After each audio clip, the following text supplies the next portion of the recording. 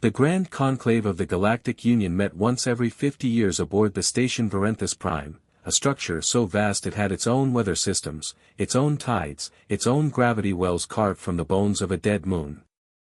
843 species sat in their designated seats. Each chair had been sculpted, heated, pressurized, or bathed in specific atmospheric gas to accommodate its occupant. The Vrethkai floated in sealed spheres of methane. The Dalyanari perched on crystalline pedestals, their 6 wings folded tight. The ancient Morshikan, oldest species in the known galaxy, sat at the head of the chamber like stone gods waiting to be remembered. One seat remained empty. It was a plain chair. Metal. Unremarkable. A small placard in front of it read, in Galactic Standard Script.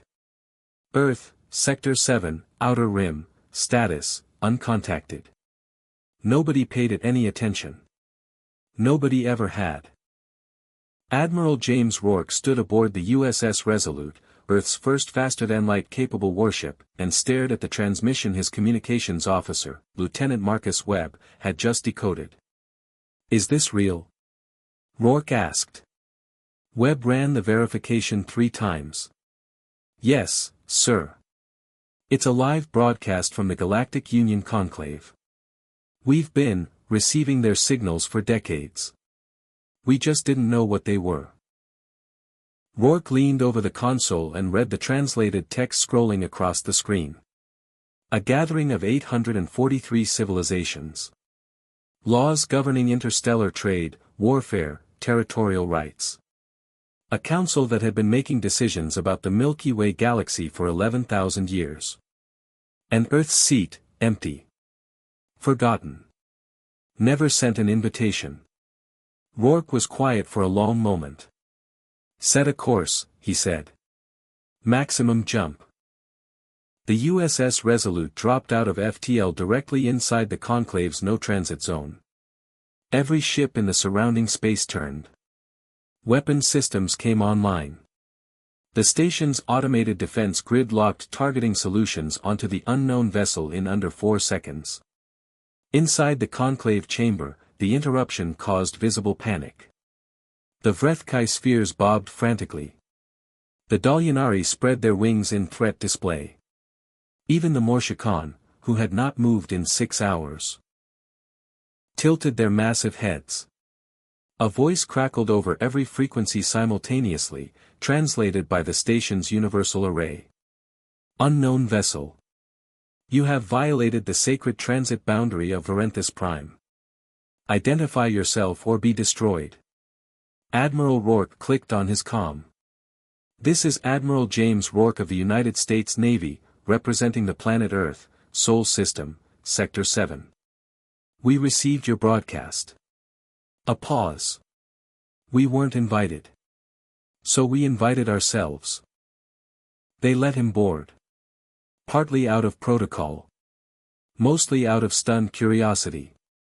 Rourke walked into the Grand Conclave chamber flanked by Dr. Ellen Foster, Earth's top xenolinguist, and Sergeant First Class Daniel Briggs, who looked like he could arm wrestle a Vrethkai sphere and win. The 3 of them, 3 humans, stood before 843 civilizations and did not flinch. The Morshikan elder spoke first. Its voice was translated into something like grinding glaciers. "You are from the Outer Rim. Primitive. Pre-contact. You should not be here." Rourke looked at the empty chair with Earth's placard. He walked to it. Pulled it out. Sat down. The chamber erupted. He waited. Let them scream and chirp and click and vibrate. Then he leaned forward and spoke into the chamber's microphone. "You built a seat for us and left it empty for 11,000 years. You made laws for our galaxy without asking us. You drew borders through our solar system without our knowledge. He let that sit. We're here now. The seat isn't empty anymore. You have no fleet," the elder growled. "No standing army recognized by this council. No treaties.